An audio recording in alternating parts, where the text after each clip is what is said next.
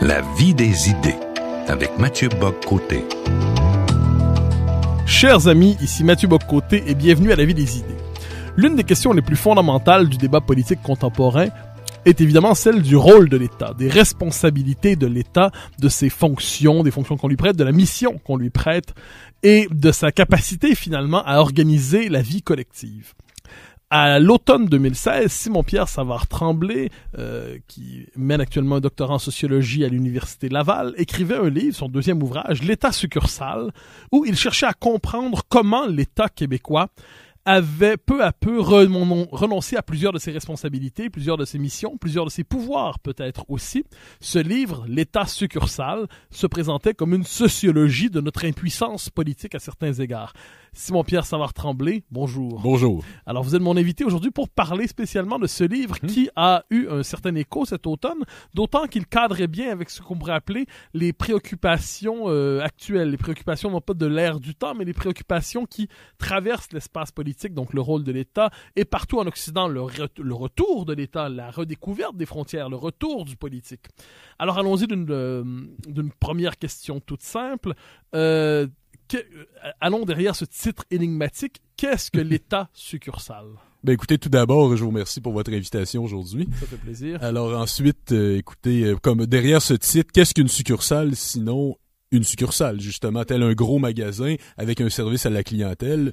Le service à la clientèle représentant aujourd'hui nos élus, la nouvelle fonction de nos élus, qui sont astreints à des fonctions seulement de gestion, d'administration à la petite semaine, et non pas ce qu'on pourrait dire qui a été illustré au Québec par le slogan « Les vraies affaires », finalement, la gestion à la petite semaine, et non pas la définition de grandes orientations et de grandes visions qui peuvent être durables. Vous parliez du momentum de la sortie de mon livre. Effectivement, mon livre est sorti entre l'épisode des Wallons, lorsque les Wallons ont réussi à bloquer, momentanément du moins, pendant une semaine, ça peut sembler court, mais bloquer une semaine le commerce mondial, c'est immense, c'est gigantesque. Bloquer une semaine la volonté tant du Canada que de l'Union européenne, c'est gigantesque. Et par la suite, c'était l'élection de Donald Trump. Donc, on peut dire que oui, mon livre a un certain momentum à ce moment-là. Alors, l'État succursale, donc c'est un État qui se contente d'administrer les services, mais qui ne définit plus les grandes orientations d'une société. C'est un État qui est gestionnaire du quotidien, mais qui ne planifie plus l'avenir. À quel moment apparaît l'État succursale au Québec? Quelle est la genèse de cet État succursale? Écoutez, permettez-moi même d'abord d'aller encore plus loin. C'est un État qui est contraint à servir les entreprises. C'est un État c'est un État inféodé aux entreprises, c'est un État vassalisé par le capitalisme contemporain, par les entreprises. Vassalisé, mais pas sous la contrainte.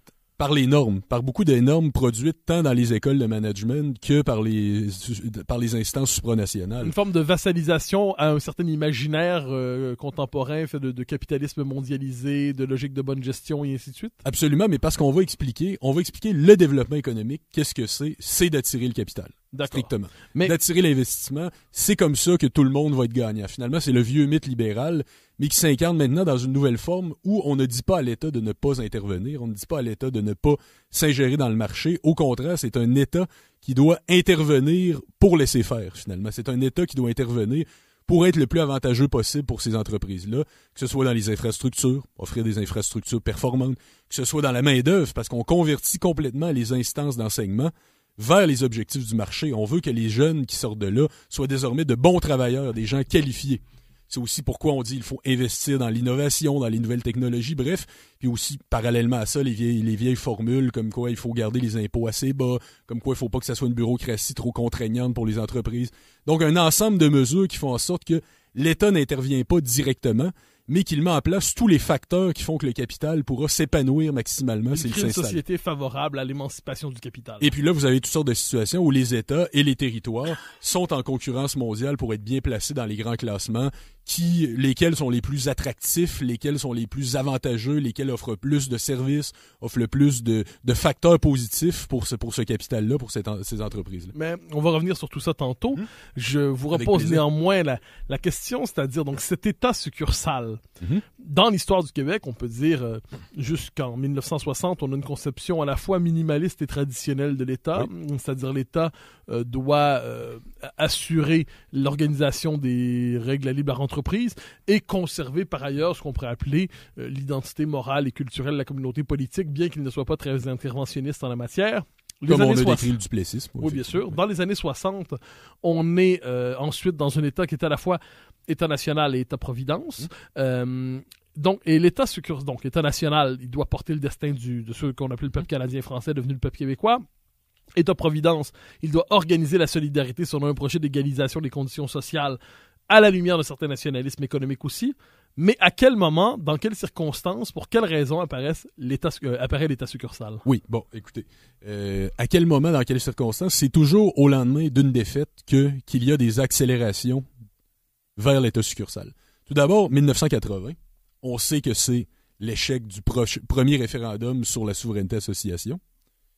Ensuite, on connaît l'histoire, Pierre Elliott Trudeau rapatrie la Constitution. C'est l'établissement du gouvernement des juges. Donc déjà, première étape d'amoindrissement des capacités d'agir collectives de l'État québécois. Aussi, établissement d'une idéologie qui est contraire même à l'idée d'un État, même en quelque sorte d'un État qui intervient au sens politique du terme, parce qu'on veut désormais protéger strictement l'individu, selon, encore une fois, le culte libéral le plus élémentaire, où l'individu doit être maître et protégé par des instances juridiques qui encadrent étroitement les États. Donc, première étape, c'est la défaite de 1980 qui, d'une certaine manière, fait perdre en substance politique, fait perdre la substance politique à l'État québécois. Absolument. Mais on peut dire que les suites de la défaite, c'est aussi quand les libéraux reprennent le pouvoir, avec l'État Provigo, avec la volonté de penser l'État comme une entreprise. Est-ce que c'est dans cette logique? Alors, Robert Bourassa revient au pouvoir en 1985 en promettant une réforme en profondeur de l'État. Ça ne s'est pas autant fait que les libéraux l'auraient voulu. C'est le contexte de l'époque, c'est-à-dire Thatcher, Reagan. On se demande s'il y aura un écho et Mitterrand québécois. Qui, élu en tant que socialiste, finalement se convertit à la rigueur budgétaire et à très rapidement. l'antiracisme.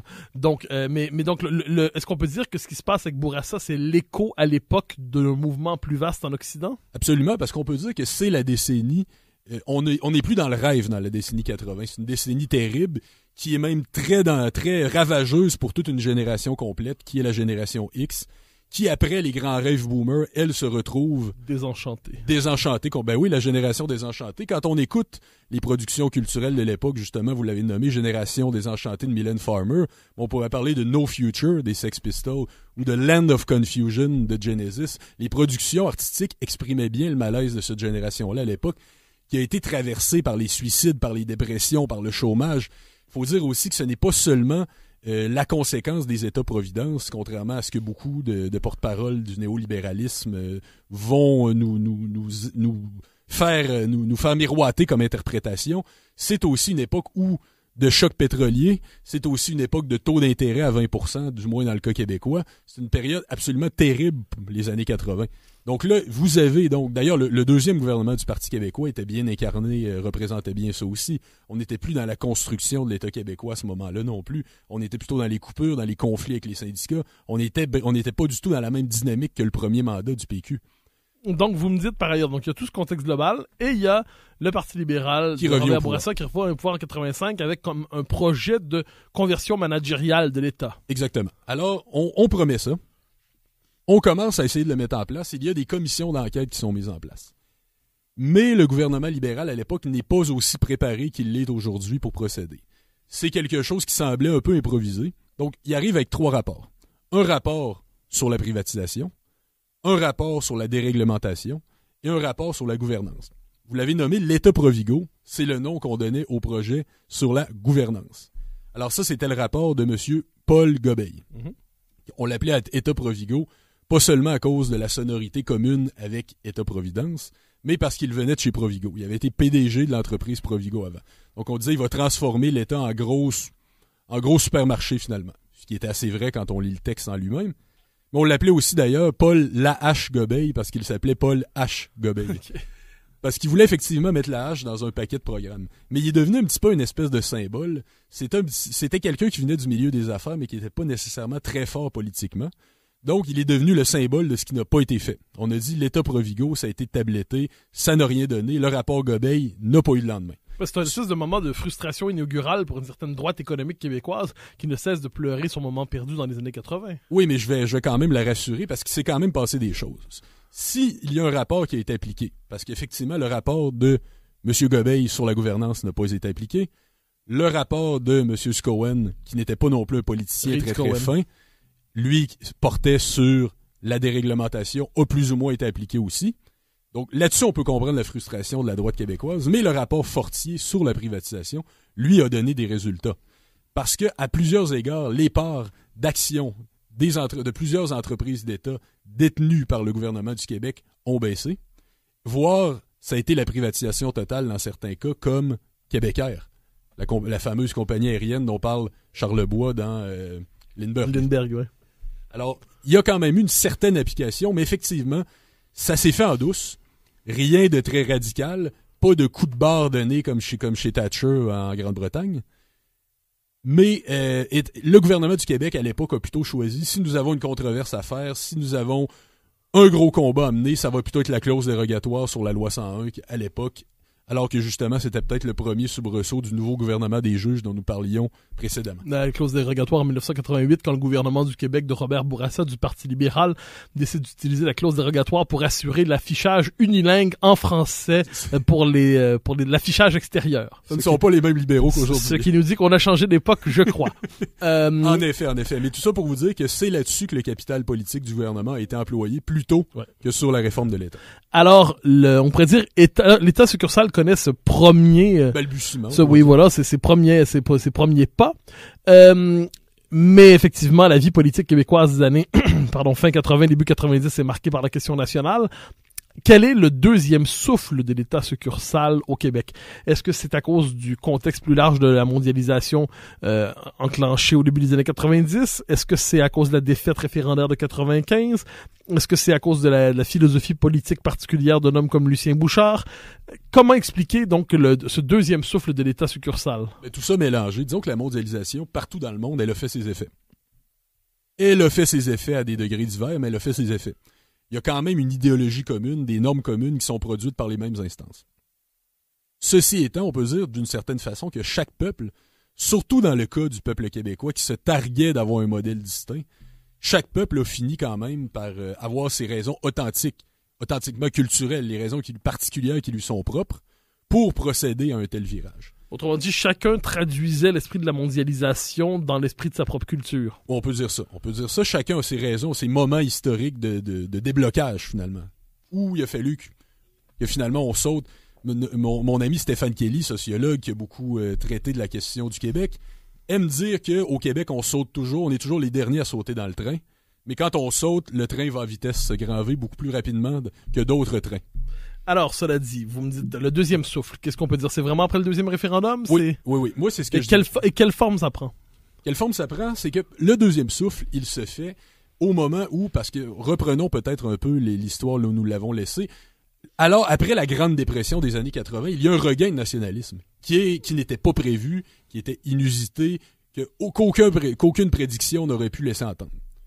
Vous savez comme moi, l'accord du lac Mead chez Chou, le jour même de la Saint-Jean-Baptiste en 1990, c'est le grand discours de Jean Duceppe, le Bloc québécois est créé. Donc, il y a toute une espèce d'espoir. Le Bloc québécois devient opposition officielle à la Chambre des communes.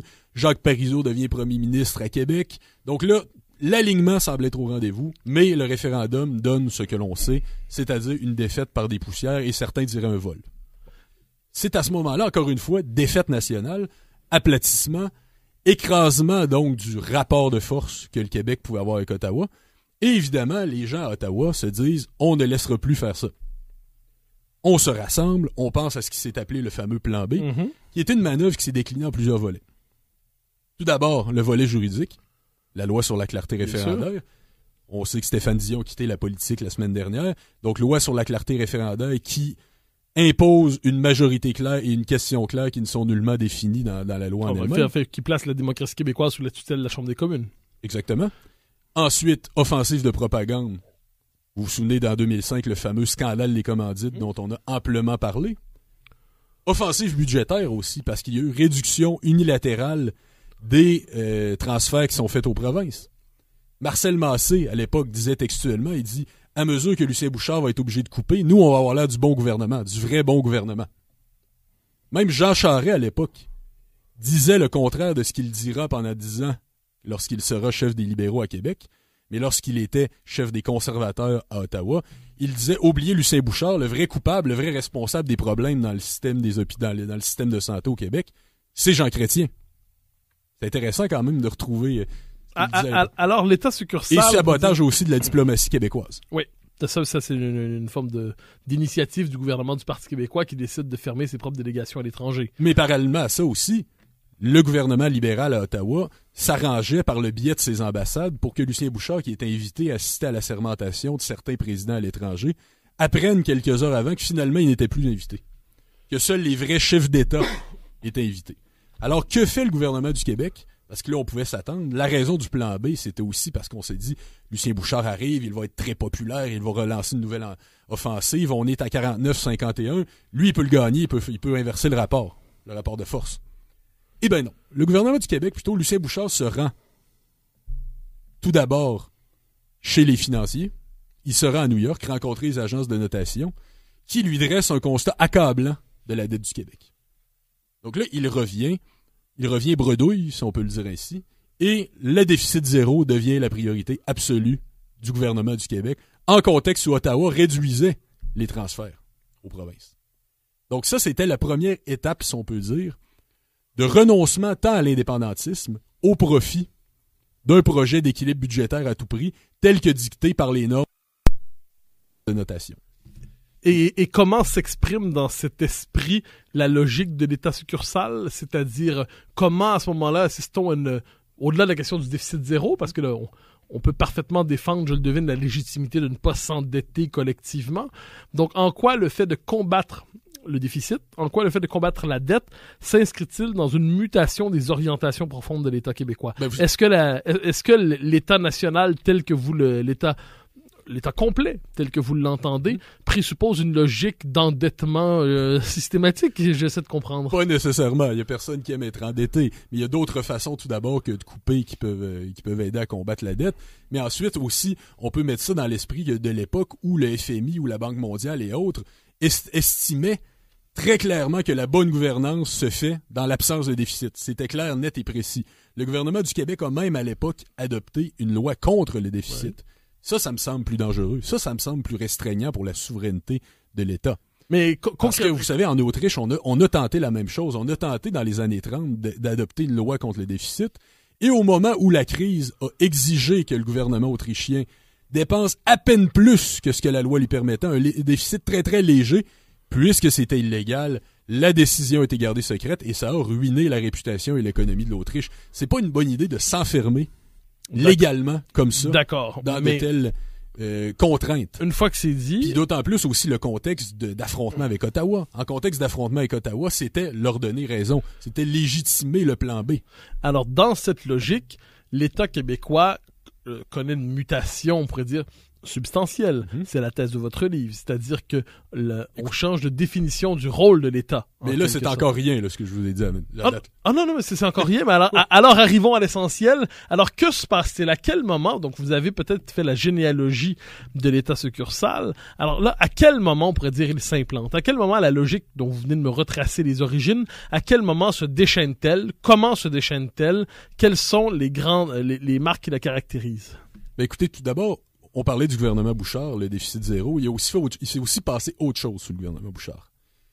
Il y a tout d'abord, exemple, au début des années 2000, dans la revue Société, que vous connaissez sans doute, bien sûr, mon ami et collègue à l'Université Laval, François L'Italien, avait écrit « L'État Provigo vient d'entrer en douce, par la porte d'en arrière ». Ça, c'était la loi sur l'administration publique. C'était une loi qui était directement inspirée du nouveau management public, comme on l'appelle aux États-Unis ou en Grande-Bretagne, parce que Jacques Léonard, le ministre à l'époque, avait fait un voyage, il avait rencontré l'administration Clinton, il était revenu impressionné par ce beau fonctionnement-là, où on installe une culture de l'entreprise privée dans la fonction publique. Donc c'est l'idée on décentralise tout en sous-unités qui sont en concurrence l'une avec l'autre, on espère qu'elles vont amener des dynamiques et que ça va donner toutes sortes de beaux plans stratégiques, et puis avec un esprit de concurrence, d'émulation pour le dire gentiment, on estime que le citoyen, le client, entre guillemets, sera mieux servi. C'est une rupture avec la vision traditionnelle de la fonction publique où les fonctionnaires sont certes invités à faire preuve d'imagination et d'avoir tout le dynamisme qui est requis, mais qui sont quand même là pour appliquer les choix démocratiquement choisis, les choix démocratiquement faits par les élus, à la suite d'un débat démocratique. Donc, changement dans la conception de l'administration publique, mais je vous Je vous pose la question cette fois avec l'insistance d'un commissaire politique, c'est-à-dire à quel moment, et qu'on pourrait dire symboliquement, le moment de bascule vers l'état succursale, est-ce que c'est les années Bouchard ou ça arrive après? Je dirais, parce que c'est pas évident de répondre à votre question, parce que tout d'abord, il n'y a pas de symbolique au sens où il n'y a pas de grand moment de rupture. 2003, ça en serait pas par exemple? J'y arrive justement. Il y a plusieurs étapes, certaines plus profondes que d'autres. Mais oui, le gouvernement Charest, c'est quelque chose de nouveau. Parce qu'on tourne la page sur 2 mandats péquistes. C'est d'ailleurs la dernière élection, celle de 2014, qu'on a dit c'est la défaite du point levé, c'est la défaite de la ligne souverainiste et la défaite de l'ambiguïté aussi. On peut dire que ça s'est produit aussi en 2003, où M. Landry, suite à des propos très vagues de Jacques Parizeau, est complètement déstabilisé en plein débat des chefs et finalement s'en sort avec l'assurance morale du référendum. Il dit, il y en aura peut-être que oui, peut-être que non, on va le faire si on peut le gagner. Donc, première aussi, page qui est tournée sur ce type de ligne référendaire et qui se solde par une victoire du gouvernement Charest avec un programme qui est assez vague aussi. On peut pas dire que le gouvernement Charest a gagné en promettant de transformer l'État du tout au tout. Il y a quand même en 2003 un programme assez clair, on pourrait dire assez libéral au sens économique du terme. D'ailleurs, la réforme de l'État, il dit il y aura pas une seule, il va y avoir des baisses d'impôts très significatives. Il y a quand même une intention libérale en 2003. Investissement massif en santé et en éducation. Bien sûr, c'est vrai. C'était bon. C'était les 2 grandes priorités du gouvernement à l'époque. Il disait certes, je vais geler les dépenses dans tous les ministères, sauf la santé et l'éducation. Mais on est très loin de l'ADQ qui avait trôné dans les sondages pendant les mois précédemment. Au printemps et à l'été 2002. Exact. On est très loin en termes de programme. Mais donc, qu'est-ce qui se passe en 2003? Donc là, une fois qu'il gagne, là, c'est la réingénierie de l'État. C'est un moment important. Ça, c'est le terme qui arrive. Donc là, c'est Monique Jérôme Forget, la ministre responsable de ça, qui arrive avec cette idée de réingénierie de l'État. Il y a des levées de boucliers. Mais là, on se met soudainement à se dire au gouvernement, ouais, ça passe pas. D'ailleurs, l'impression que beaucoup de gens, vous parliez tout à l'heure de la droite qui se sent lésée par ce qu'il ne s'est pas fait dans les années 80, lorsqu'on l'écoute, il va nous dire le gouvernement Charest n'a rien fait. Ouais, Ils ont voulu vendre le Morford, ça n'a pas marché. Ils ont voulu augmenter les frais de scolarité, ça n'a pas marché. Bref, tout ce qu'ils ont essayé de faire, ça n'a pas marché. Tout au plus, nous parle-t-on du dernier budget Bachand, du budget Bachand de 2010, où on dit, là, on instaure un peu le système de l'utilisateur payeur dans les services publics. Tout au plus, va-t-on reconnaître ça. Mais dans les faits, c'est à partir du moment où on a arrêté de parler de réingénierie de l'État qu'on l'a fait. Il y a 2 volets à ça. Il y a tout d'abord le volet des partenariats publics-privés, les fameux PPP. Je n'en traite pas en long et en large parce qu'on a déjà beaucoup parlé, mais dans d'autres milieux que dans mon livre, sauf que c'est quand même intéressant de voir cette conception du service public, comme une occasion d'affaires. Il y a même une agence des public-privé, un site internet en ligne où les entreprises sont invitées à prendre un numéro, comme quand vous allez chez votre boulanger du coin et qu'il y a des périodes de grosse affluence. Et quand c'est votre tour, vous pouvez sauter sur un service public. N'est-ce pas génial? N'est-ce pas formidable? Dans cette espèce de système juridique de partage des risques et des profits, vous vous doutez de qui assume les risques et de qui va, pauvre lui, assumer les profits. Donc, pour bien vous comprendre, on peut dire que tant qu'on annonce la réingénierie de l'État, on ne la fait pas, et lorsqu'on ne l'annonce plus, on la fait. Oui, mais il y a eu même plus loin encore, on est allé plus loin encore que les partenariats publics-privés. Allez-y. Alors, il y a... Ça, c'est gros. J'ai l'impression d'être dans un trailer où on m'annonce de nouvel événement. En fait, il y a pire crime que le crime déjà fait. Allez-y. Mais vous n'êtes pas déçus des punch à Bien sûr que non. Génial. Alors, ça, c'est la loi sur la gouvernance des sociétés d'État. Ça peut sembler très technique. Vous savez, le gouvernement Charest a eu toutes sortes de scandales de corruption. On l'a accusé d'avoir nommé ses petits amis. Nomination partisane, bref, comme ça arrive dans tout gouvernement. Alors là, justement, on utilise ces scandales-là pour dire, à partir de maintenant, nous allons nommer seulement dans les conseils d'administration, et quand je dis nous, ce n'est pas nous en tant que gouvernement, les conseils d'administration des 20 sociétés d'État seront composés d'administrateurs indépendants. Qu'est-ce qu'un administrateur indépendant? C'est quelqu'un qui ne vient pas de l'État ni par en bas ni par en haut. Ça veut dire que ça ne peut pas être, comme au temps de la Révolution tranquille, un grand mandarin de l'État, un grand fonctionnaire à qui on dit finalement, votant à la tête de telle entreprise, de telle société d'État, on sait que tu travailles bien, on sait que tu vas avoir une vision cohérente pour l'amener à de nouveaux niveaux. Ça ne peut pas non plus être quelqu'un qui provient de la société d'État. Vous ne pouvez pas faire campagne à Hydro-Québec et vous retrouver sur le CA, selon cette loi-là. Alors donc, un administrateur indépendant, c'est forcément quelqu'un qui vient du milieu des affaires. C'est ce que ça donne. Par exemple, la première cohorte d'administrateurs indépendants à la Caisse de dépôt et placement comprenait notamment un charmant personnage qui s'appelle Claude Garcia, que plusieurs connaissent. Celui qui, en 1995, avait dit qu'il fallait écraser les souverainistes. Oui, qui est un notoire partisan de la privatisation d'Hydro-Québec. Mm-hmm. Bon, ça vous donne une idée, parce que cette loi-là ne transforme pas ne fait pas rentrer le loup dans la bergerie, il transforme les bergeries en enclos de loup. Mais il y a plus encore, c'est que il y a aussi un sous-comité dit à l'éthique, qui est lui aussi composé d'administrateurs indépendants et qui est chargé de déterminer qui peut être sur le conseil d'administration de la société d'État. Donc, vous avez une dynamique d'autonomination en plus de l'autogestion.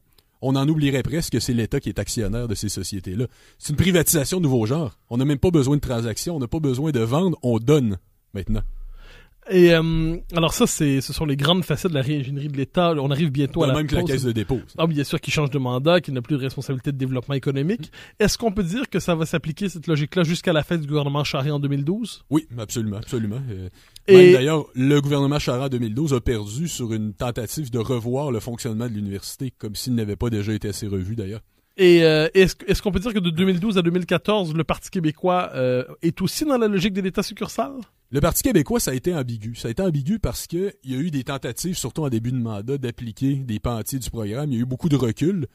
En fait, c'est un gouvernement dont on se rappelle c'était très dur de cerner quelle était sa marque particulière, quelle était sa direction. Jusqu'à la fameuse charte, où là, le PQ a commencé à imposer son propre terme ses propres termes au jeu public, où il a commencé aussi à émerger fort dans l'opinion publique, tellement qu'il pouvait envisager un gouvernement majoritaire. Avant ça, quelles étaient les grandes orientations de ce gouvernement-là? Je pourrais même pas vous le dire. Même vous, je suis convaincu que vous pouvez pas me le dire. Oui, il y a eu du temps. On dirait qu'il a fonctionné à tâtons. Et voilà. Donc, le gouvernement péquiste, à ce moment-là, on peut dire qu'il fonctionne à tâtons, mais qu'il n'a pas d'orientation claire, ce qui nous ramène finalement à 2014, l'arrivée des libéraux au pouvoir, qui eux ont un mandat bien plus clair. Nous reviendrons sur la question après la pause, cher Simon-Pierre Savard-Tremblay.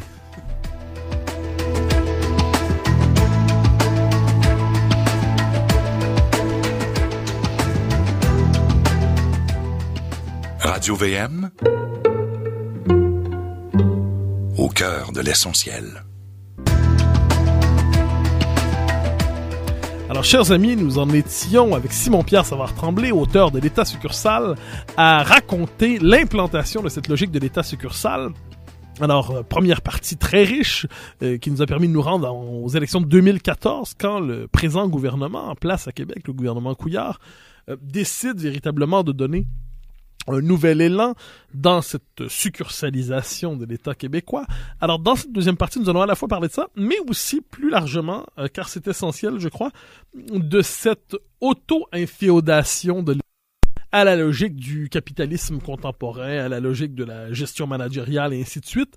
Donc, Simon-Pierre Savard-Tremblay, d'abord et avant tout 2014, terminons ce cycle québécois, en quelque sorte. Ce cycle québécois. Alors, 2014, le Parti libéral du Québec prend le pouvoir et donne là, on comprend que le projet, vous me corrigerez, mais on comprend qu'il y a un vrai projet qui est à la fois celui de la normalisation canadienne du Québec, qui doit véritablement s'aligner sur la norme canadienne en toutes circonstances, mais aussi avec des figures comme Martin Coiteux et d'autres, d'une espèce de réformisme libéral résolu à la tête de l'État québécois. Est-ce que cette description vous convient? Absolument, puis je dirais qu'ils étaient beaucoup plus prêts à procéder que l'équipe Bourassa ou l'équipe Charest. Oui, il y avait moins d'amateurisme et une véritable plus de préparation et peut-être plus de vigueur aussi. Plus de vigueur aussi, parce que je crois aussi que la défaite à plaque couture du Parti québécois leur ouvrait la porte aussi. Ils ont senti qu'ils avaient les coups des franches et que c'était une espèce de Québec un peu amorphe qui n'allait pas se révolter plus qu'il faut contre cette nouvelle situation-là.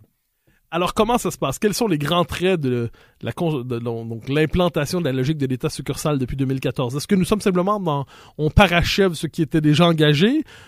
Quel est notre contexte historique, en quelque sorte, de ce point de vue? Je dirais aussi intense que ça puisse sembler l'être, que c'est une formule plus classique, c'est-à-dire des abolitions de programmes, des coupures, si bien qu'on en finit par se demander ce qui va rester à la fin de ce mandat Couillard-là. Et imaginons s'il y avait une réélection, ce qu'il resterait à la fin d'un autre 4 ans de gouvernement Couillard. Si bien que même, ce n'était pas une bourde, lorsque le Conseil du patronat est allé encore plus loin que le gouvernement en disant « fermez les régions pauvres ». Ce n'était pas une bourde, parce que la mondialisation, elle présuppose qu'il y ait quelques pôles qui soient très forts et que le reste, finalement, on s'attend à ce que ça soit laissé pour compte. Alors, autrement dit, on a fait le portrait dans la première partie et jusqu'à maintenant de la logique de l'État succursale au Québec, mais la logique de l'État succursale, elle n'est pas exclusivement québécoise. Absolument pas. Il s'agit de la forme à travers laquelle le politique s'exprime aujourd'hui en quelque sorte. On assiste à l'anéantissement du politique, me diriez-vous plutôt. Donc, imaginons la France, le Québec, l'Italie, l'Espagne, la Grande-Bretagne. Prenons tous ces pays et demandons-nous qu'est-ce qu'il y aurait de commun, c'est-à-dire de quelle manière l'État occidental aujourd'hui en quelque sorte connaît-il une mutation, en vient-il à se succursaliser lui-même?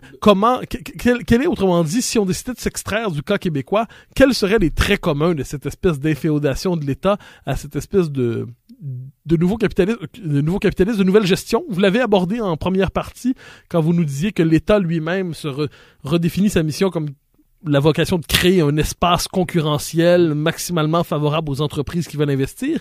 Mais allons plus loin dans cette piste. Qu'est-ce que ça représente aujourd'hui l'État succursale en Occident?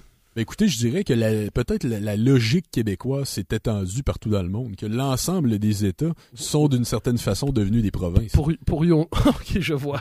Autrement dit, le Québec était à l'avant-garde de la succursalisation du politique. Oui, de même que le Canada était à l'avant-garde de ce genre de grands ensembles-là qui sont bâtis pour des motifs financiers, des motifs bancaires et des motifs économiques. Donc nous étions en quelque sorte le laboratoire du monde à venir. Absolument, absolument. De l'utopie libérale qui est en train de se mettre en place. Oui, vous aussi. Alors, décrivons comment ça fonctionne, ça, par exemple. Un État aujourd'hui qui dirait « Je veux bâtir un grand programme soit de solidarité sociale ou une grande réforme des codes de l'immigration pour être capable de consolider la communauté nationale, ou qui dirait je veux me soustraire au gouvernement des juges, qu'il s'agisse de celui d'Ottawa ou de Strasbourg. Est-ce qu'un gouvernement aujourd'hui pourrait restaurer sa souveraineté pour redevenir un lieu véritablement de décision politique sous le signe de la souveraineté populaire? Est-ce qu'il est possible, autrement dit, de redonner du pouvoir au pouvoir? De redonner du pouvoir au pouvoir? Oui, c'est possible. Il y a rien d'impossible là-dedans. C'est évident qu'il y a une différence entre certains pays qui doivent faire face aux normes internationales, comme par exemple l'Amérique latine, qui a beaucoup eu à faire face aux dictats des instances supranationales, comme le FMI, comme la Banque mondiale. Mais dans le cas, qui est un pouvoir tout aussi contraignant, dans le cas des peuples comme le Québec ou les peuples européens que vous avez nommés, où on doit faire face directement à une structure qui nous englobe et qui a un pouvoir sur nous, c'est peut-être d'autant plus difficile même. C'est peut-être d'autant plus difficile, mais ce n'est pas impossible. Vous savez comme moi ce que je pense de l'idée du projet d'indépendance du Québec. J'ai la même position que vous. Ça pourrait être en soi un pas... C'est-à-dire? Ce n'est pas un secret, je crois. Écoutez, je peux le réitérer, je m'en confesse, je suis indépendantiste. Vous faites partie du 23% de votre génération, 29% qui est favorable selon le sondage aujourd'hui. Quel sondage terrible. Mais quoi qu'il en soit, donc l'État succursal, mais appelons ça la logique de l'État dépolitisé en quelque sorte. Imaginons qu'on cherche l'État compétitif, pourrait-on dire. Alors, si on cherchait à voir quels sont les différents processus ou des instances de régulation qui dépolitisent l'État. Je vous en propose un inventaire et vous me dites s'il manque des éléments ou si on doit en ajouter ou s'il y en a trop. La régulation financière. Oui. La régulation managériale, c'est-à-dire les nouvelles normes de gestion de l'État qui condamnent à la dépolitisation. La régulation juridique par la judiciarisation du pouvoir. Quelle serait, on pourrait peut-être même rajouter la régulation médiatique, si je peux dire, absolument, avec la soumission du politique au nouveau code de la respectabilité propre au politiquement correct.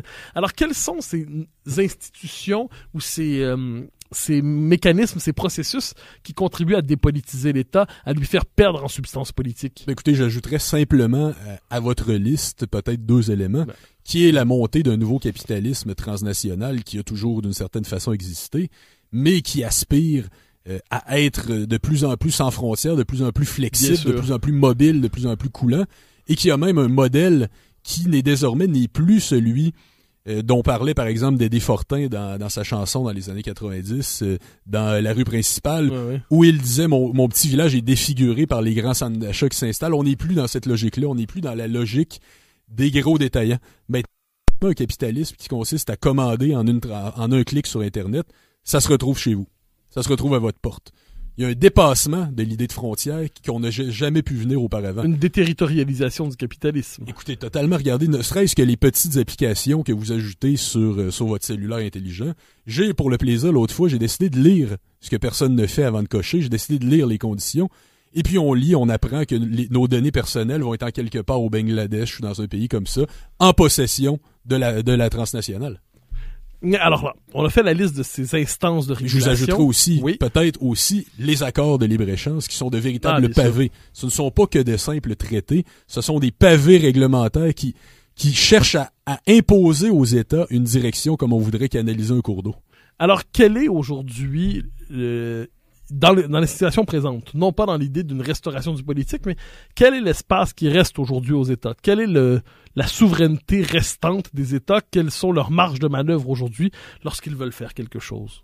Écoutez, ce n'est pas facile de renverser tant les règles concrètes, les règles réelles, que les normes ambiantes. Ce n'est pas une tâche facile. Ceci dit, regardez ce qui se passe dans le monde présentement. Regardez ce qui se passe dans le monde. Vous pensez au Brexit, Je pense au Brexit, je parle aux événements en Grèce l'été précédent le Brexit. En Wallonie, vous pensez aussi peut-être aussi à l'élection de Donald Trump. L'élection de Donald Trump qui, malheureusement, son projet financier n'est pas du tout cohérent avec son projet en matière de frontières, parce qu'il veut déréguler encore plus le monde bancaire et le milieu financier, ce qui pourrait nous propulser dans une crise encore plus grave que ce que nous avons vécu en 2008. Malgré tout, il représente quand même la colère des peuples contre ce libre-échangisme, contre ce mondialisme sans frontières. Pardonnez-moi d'ailleurs le pléonasme, ce mondialisme sans frontières. Je goûtais la formule. Contre cette espèce de culte du tout. Regardez la manière ébahie dont constataient dont les analystes constataient l'élection de Trump était quand même surprenante. On dirait qu'on ne comprenait pas ce qui pouvait se passer par en bas. Et quand on s'est dit comment on peut expliquer ça, on a fini par se dire c'est des ploucs, c'est des cutéreux qui ont voté pour lui. Tout comme on a fait avec le Brexit d'ailleurs. Exactement. Mais alors là, cela dit, je vous repose la question néanmoins. Quelles sont les marges de manœuvre de l'État? C'est-à-dire, imaginons, là, soyons très concrets, 2018, le Parti québécois parvient, pour des circonstances absolument étonnantes, à reprendre le pouvoir. Et il ne veut plus fonctionner dans la logique de l'État succursal, mais il peut pas faire l'indépendance demain matin. On a les sondages sont ce qu'ils sont. Donc, qu'est-ce qu'un gouvernement peut faire pour restaurer sa part de souveraineté au Québec, mais ensuite dans le monde? Je vous donnerai quelques exemples concrets de ce que ça pourrait vouloir dire, restaurer une part de souveraineté, restaurer quelque chose comme... D'ailleurs, ce serait quoi l'alternative à l'État succursal? C'est l'État national? C'est l'État national, bien sûr. Peut-être pas dans la forme westphalienne, dans la forme traditionnelle, qui serait plus difficile à renaître. Puis d'ailleurs, il faut être clair que le retour à un État-nation aujourd'hui, c'est pas un refus de la coopération internationale, c'est pas un refus des traités, c'est pas un refus de dialoguer avec les autres peuples du monde. C'est un refus, par contre, des contraintes qui pèsent sur lui. Donc, ça, c'est autre chose. Donc, 2018, vous êtes appelé au cabinet du premier ministre comme conseiller ou que sais-je, comme ministre, et vous voulez véritablement, vous dites, il faut sortir de cette succursalisation de l'État, il faut redonner de la substance et de la vigueur à l'État national. Que faites-vous, Simon-Pierre Savard-Tremblay? Qu'est-ce que ça veut dire dans les circonstances présentes, là, pas dans un monde utopique où il suffirait de revouloir vraiment? Qu'est-ce qu'on peut faire aujourd'hui pour être capable de élargir les marges de manœuvre de l'État, ou redonner de la substance à la souveraineté? Donc là, vous me demandez en contexte où on reste un État provincial. Je vous demande un contexte historiquement reconnaissable. Donc oui, on demeure dans le fédéralisme, tout en sachant, vous et moi, bien évidemment, que c'est un mauvais cadre, c'est un cadre toxique pour le Québec. Mais imaginons pour les 4 prochaines années, comment on peut une forme d'étapisme, appelons ça comme ça, comment on peut reconstruire étape par étape. Je ne suis pas chaud à l'idée. Comment on peut reconstruire étape par étape quelque chose comme un pouvoir québécois dans les circonstances, avec tout ce qui pèse aujourd'hui sur le pouvoir des peuples. Écoutez, c'est très, très, très difficile. Puis je dirais que ça ne peut se faire en contexte canadien qu'à la même manière dont nous avons bâti le Québec jusqu'à maintenant, c'est-à-dire dans la douleur et dans la difficulté. Nous avons un contexte. Le régime politique, ce n'est pas une donnée anodine. On peut pas simplement dire ça nous limite partiellement. Ça nous handicape complètement. Nous avions certes réussi à construire quelque chose pendant la Révolution tranquille, Mais dans la logique de l'État succursale contemporain, nous nous sommes normalisés, nous sommes redevenus une province comme les autres. Donc, ce n'est pas facile. Mais je vais quand même tenter de vous répondre comment limiter les dégâts autant que possible. Et permettez-moi de vous dire aussi qu'un paquet de gestes impliqueront sans doute que la Cour suprême et le gouvernement des juges canadiens nous tapent dessus. Allez-y. Ne serait-ce que les gestes, par exemple, identitaires que vous avez l'habitude de défendre dans vos textes, ils entraîneront probablement pour les 3/4 une réplique de la part du régime canadien. Donc, une charte de la laïcité, par exemple, oui, ou un renforcement des lois linguistiques. Oui, bon. Mais j'aimerais vous... Au volet socio-économique. Oui, j'aimerais vous amener sur le volet socio-économique parce que c'est votre Jean-François nouveau Lisée. domaine de spécialité. Alors, sur ces questions-là, comment rebâtir cette souveraineté sur les questions socio-économiques? Je vous dirais, Jean-François Lisée a abordé la question du nationalisme économique en fin de semaine dernière. Il a parlé notamment d'un programme d'achat québécois et il a parlé, ce qui est d'autant plus important, d'une réorientation de la Caisse de dépôt. Disait-il, nous ne voulons plus jamais vivre de Rona. Parce qu'on se rappelle la vente de Rona dans la même vague que celle de Saint-Hubert et du Cirque du Soleil. Donc, une réorientation de la Caisse de dépôt, ça me semble s'imposer. Ça, c'est même fondamental. La Caisse de dépôt gère aujourd'hui un capital qui nous met à peu près dans la même classe que les grands pays. Ce qui est, comme le disait Jacques Parizeau jadis, ce qui est gigantesque pour un État non pétrolier. Cette instance-là, je pense qu'on ne se rend pas compte que nous avons une mine d'or à notre disposition, là, avec la Caisse de dépôt. C'est quelque chose qui a contribué comme nul autre, avec peut-être Hydro-Québec, à lancer des entreprises, à en attirer, à en soutenir, à en sauver, bref, à bâtir une économie authentiquement nationale. Or, cette Caisse de dépôt-là, elle est depuis, vous l'avez dit rapidement juste avant la pause, elle est depuis le gouvernement Charest, contrainte à un mandat de rentabilité maximale, de rendement maximal. Ça voulait dire que pendant les années d'Henri-Paul Rousseau, qui est par la suite parti pour travailler chez Power Corporation, je fais pas de lien de cause à effet, loin de là, j'oserais jamais faire ça, mais lorsqu'il était à la tête de la Caisse de dépôt, c'est là où on s'est mis à jouer au casino, où on s'est mis à jouer à la banque, où on s'est mis à jouer sur les marchés financiers, sur des facteurs à haut rendement comme le papier commercial, et ça a donné des pertes de 40 milliards. On nous a dit par la suite qu'il y avait eu un recentrage sous Michael Sabia. C'est partiellement vrai. On ne joue plus au casino sur les marchés financiers comme on le faisait sous Henri-Paul Rousseau, mais ça a été au prix de se lancer tête première dans la filière des hydrocarbures pour s'intégrer davantage à l'économie politique canadienne. Donc là, aujourd'hui, la Caisse de dépôt est à fond dans la filière des hydrocarbures. Il faudrait sortir de tout ça. Si on a une instance qui est formidable avec ça, faudrait la recentrer sur nos priorités nationales à nous, qui sont de lancer nos entreprises, de les soutenir, et aussi non pas d'être dans la filière des hydrocarbures, mais pourquoi pas de contribuer à l'électrification plutôt. Ça serait plus intelligent. Alors voilà, donc premier projet, il y a cette restauration de la Caisse de dépôt, mais est-ce qu'il y a d'autres idées qui vous viennent en tête pour concrétiser un peu ce que pourrait être ce programme collectif appliqué à la question sociale et économique? Je vous dirais que peut-être le seul reproche, puis c'est une manière de vous répondre, que je ferais à ce nouveau nationalisme économique que Jean-François Lisée a amené la fin de semaine dernière, c'est toujours cet enthousiasme pour le libre-échange. Cet appui à l'accord économique et commercial global on arrive, encore réitéré le Parti québécois. Alors, on arrive ici à une part essentielle que j'avais conservée pour les dernières minutes, alors ça tombe bien. Ah oui, bon. Alors, il y a aujourd'hui un scepticisme généralisé par rapport aux vertus du libre-échange. On en doute. Il y a une confusion totale sur les termes aussi. Oui, en fait, j'entends le libre-échange généralisé, sans nuance, c'est-à-dire, on a souvent entendu des gens qui disaient, par exemple, pardonnez-moi, on peut être favorable à un certain libre-échange pour des pays qui ont le même stade de développement en ce moment, mais un libre-échange entre des pays très avancés et d'autres qui ne le sont pas, eh bien, c'est au désavantage de la classe moyenne des pays avancés et tout ça. Quoi qu'il en soit, aujourd'hui, on entend scepticisme nouveau par rapport au libre-échange qui n'est plus considéré comme l'horizon naturel indépassable de notre temps. Et dans le débat qu'on a eu notamment autour de la Wallonie et tout ça, vous avez beaucoup intervenu dans les médias pour défendre justement une forme de protectionnisme, pour critiquer le libre-échangisme nouveau genre. J'ai même fait mes excuses au peuple wallon à la radio belge, au nom du gouvernement du Québec. Ce qui n'est pas rien, Pas au nom, mais bref, je me suis excusé pour les niaiseries du gouvernement du Québec. Alors, expliquez-moi de quelle manière le libre-échange tel qu'on le pense aujourd'hui contribue à cette espèce de vassalisation, succursalisation et féodation de l'État. C'est là-dessus que préciser les termes s'impose. Allez-y. Parce que, tout d'abord, il faut distinguer le libre-échange de l'ouverture au commerce.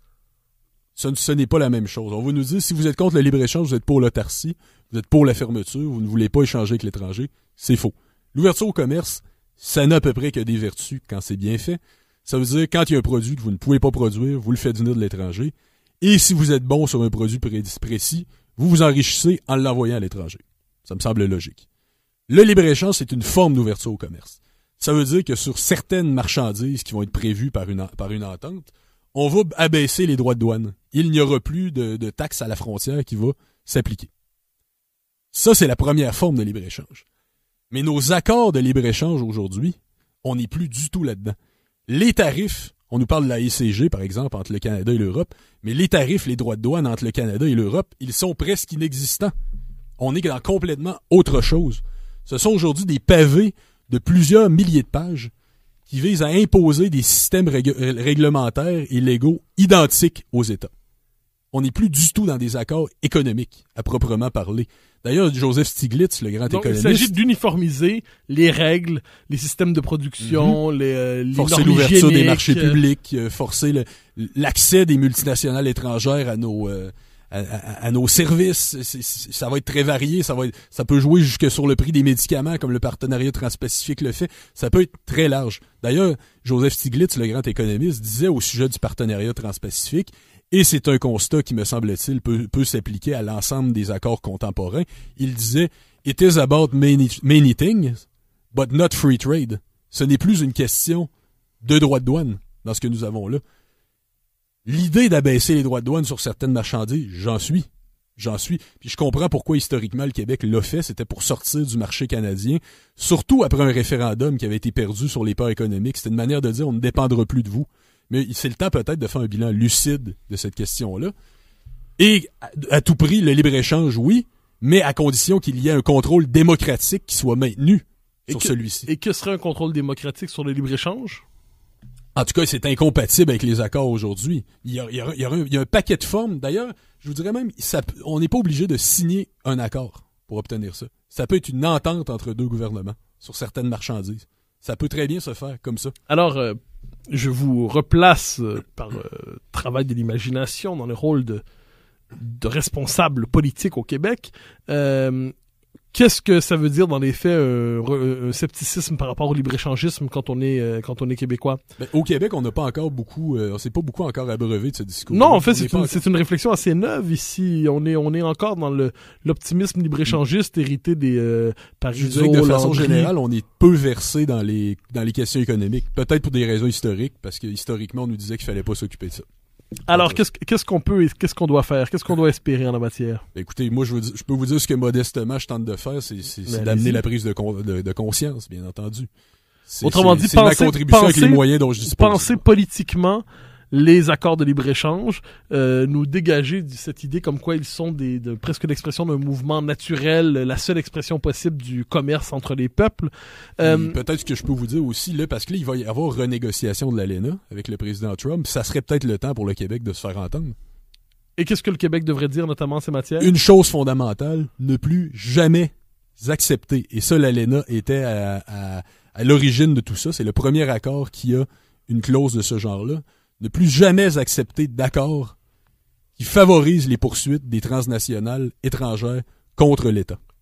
Des poursuites qui se font dans quel cadre, normalement? Alors ça, c'est le fameux chapitre 11. C'est la question où il est écrit que toute expropriation, si on comprend qu'une expropriation d'une compagnie étrangère soit bannie, donc que toute expropriation pourra entraîner une poursuite d'une compagnie étrangère sur un territoire donc qui n'est pas le sien, qui n'est pas celui de son siège social, qui n'est pas là où il est enregistré.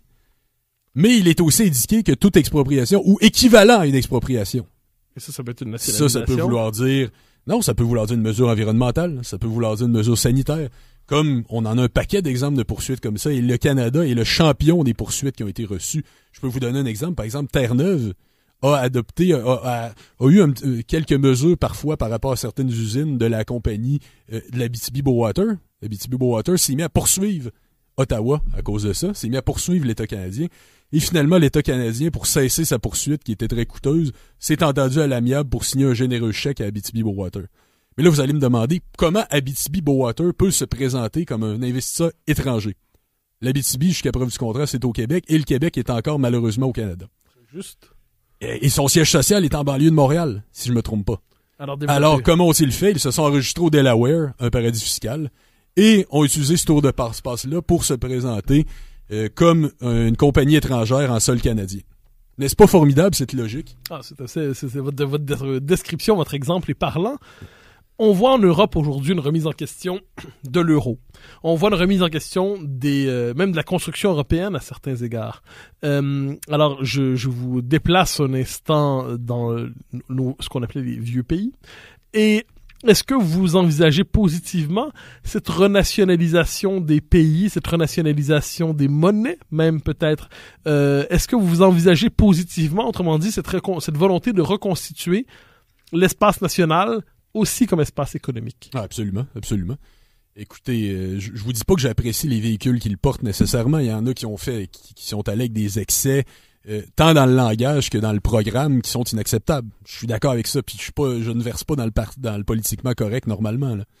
Sauf que, ceci dit, le projet en lui-même de recréer un État-nation nouvelle forme, je l'approuve à 100%. Par exemple, l'euro, il y a eu des études qui ont été faites, par exemple par Jacques Sapir, un économiste français, pour la fondation de Jean-Pierre Chevènement, qui est un homme politique marquant aussi en France, qui s'appelle la Fondation Respublica, des études qui montrent qu'il y a moyen de garder une monnaie commune sans monnaie unique. On peut retourner à des devises nationales, mais quand même, au nom des transactions entre les pays, qu'on ne veut pas abolir d'aucune façon, trouver des manières de garder une devise commune. Il y a des choses à faire, il y a des formules à faire, mais qui ne doivent jamais empiéter sur les démocraties nationales. Alors, si on faisait un petit bilan à la lumière de la philosophie politique de votre ouvrage, ce qu'on pourrait en dire finalement, c'est que vous cherchez à repolitiser l'économie et à rétablir une forme de souveraineté politique, et de préférence une souveraineté démocratique sur l'économie, pour dénaturaliser l'économie de marché finalement, si je comprends bien. Vous croyez qu'il est possible que l'État redéfinisse clairement des normes, non plus pour accommoder, favoriser le déploiement du capitalisme contemporain, mais pour redonner une forme d'autonomie aux politiques sur tout ça? Mais écoutez, le marché là, que vous avez évoqué, qui est un peu une espèce de tout qui sonne presque divin là, quand on entend presque divine. Et voilà, mais il n'existe pas comme figure divine autogérée, là. Non, Raymond Aron disait que le marché était une institution. Mais oui, c'est une institution et qui est ultra encadrée par d'autres institutions. Qu'on le veuille ou non, c'est ça. C'est la réalité. D'ailleurs, la logique néolibérale contemporaine assume que le marché ne s'autogère pas. Ça en fait partie. Elle exige que les États interviennent en faveur des entreprises. Alors, reconstruire une part de souveraineté, reconstruire la nation, finalement. Est-ce qu'on pourrait dire, de ce point de vue, que vous réhabilitez une forme de... J'aime pas le mot socialisme parce qu'il est coupable de bien les choses. Vous m'aviez fait le coup la dernière fois. Non, j'avais posé la question, c'est différent. C'est-à-dire, je lance pas le mot socialisme parce qu'il est... Les gens ne voient pas votre sourire, il est brutal, mais... Et vous êtes à l'intérieur de la démocratie libérale, mais... Est-ce qu'on pourrait dire que vous souhaitez de nouveau une forme de planisme économique, de planification par l'État de l'économie? Est-ce que vous souhaitez que l'État prenne à sa charge le développement de l'économie nationale? Jusqu'où poussez-vous ce désir de ressaisie démocratique de la vie économique? Ben écoutez, c'est très large comme question à traiter rapidement, au sens où certains facteurs doivent être gérés par le secteur privé et d'autres doivent être gérés par l'État. Je pense que ça va de soi, une économie mixte, comme on l'appelle. Mais il doit y avoir concertation, quand même, entre ces deux institutions, qui ne sont pas les deux seules, d'ailleurs. Ils ne sont pas les deux seuls. Il y a les travailleurs, les organisations syndicales. Il devrait y avoir quand même de la concertation, puis on peut même revoir à certains égards certains fonctionnements dans l'entreprise même. Est-ce que nous sommes aujourd'hui à la fin de la mondialisation heureuse? Heureuse, oui, je dirais. Alors, sommes-nous à la fin a-t-elle déjà été heureuse, là, la question? Il y a eu la légende de la mondialisation heureuse. Il y a eu cette légende-là, mais c'était souvent basé sur des fictions statistiques. Quand on fouillait les soi-disant modèles qui nous montraient les gains de libéralisation au tiers-monde, comme on nous le laissait entendre à l'époque, finalement, l'OMC eux-mêmes ont fini par jeter aux orties leur propre modèle de modélisation statistique par rapport à ça. Alors, je relance. Sommes-nous à la fin de la mondialisation simplement aujourd'hui? Je l'ignore. L'élection de Trump, c'est un gros morceau avalé pour la mondialisation. Ça, c'est clair et net. Est-ce que les bottines vont suivre les babines, pour reprendre l'expression consacrée? Je l'ignore encore. Mais on va suivre ça avec beaucoup d'intérêt. Et ce qui est certain, c'est que ça craque. Ça ne va pas bien. C'est un Titanic. Il a frappé l'iceberg, mais va-t-il couler? Et à quelle vitesse va-t-il couler? Je l'ignore encore. Il nous reste à peine 2 minutes. Déjà? Oui, cher ami, nous pourrions parler encore très longtemps. Mais alors là, on en est finalement sur la part programmatique, la part de philosophie politique dans votre ouvrage. Vous nous invitez à renouer avec la nation. Vous nous invitez à renouer avec la souveraineté politique. Vous nous invitez à renouer avec la souveraineté démocratique. Sentez-vous une ouverture partielle à tout cela chez les élites déjà constituées? Ou croyez-vous votre programme ne peut être porté que par de nouvelles élites qui n'auraient pas le cerveau programmé à certains égards par la logique de la mondialisation généralisée telle que vous la présentez? Encore une fois, une question qui est difficile à répondre en seulement 2 minutes. Mais je vous dirais qu'il y a une espèce de sursaut chez les élites, celle de l'overclass, celle de cette espèce de superclasse qui dépasse les anciennes élites nationales que nous avions jadis. Cette classe qui se veut citoyenne du monde. Il y a parfois un sursaut quand il va y avoir une crise. Par exemple, quand il y a une crise comme en 2008, là, on se met à redécouvrir l'État que pourtant on souhaitait brûler dans les années précédentes. Là, on se met à y redécouvrir des bénéfices. Donc, il peut y avoir des sursauts, mais je n'ai pas l'impression que ça peut durer. Je crois qu'il faut ultimement remplacer ces élites-là par de nouvelles qui seront formées à une pensée, à une vision de l'intérêt national et du bien commun. Alors, Simon-Pierre Tremblay, c'est la fin de cette émission de La Vie des idées. C'est un immense plaisir de vous avoir ici aujourd'hui. Merci encore pour votre invitation. Pour cette réflexion sur cette question centrale qui est celle de la souveraineté économique, politique, nationale à l'heure de la crise du capitalisme et de la mondialisation. Je redonne le titre de votre livre, L'État succursale, la démission politique du Québec, paru chez VLB en 2016, un livre que je vous invite à vous procurer, qui a reçu d'ailleurs les plus grandes louanges de la part des chroniqueurs et des commentateurs. Alors, encore une fois, chers amis, merci et à la semaine prochaine pour une autre émission de La Vie des idées.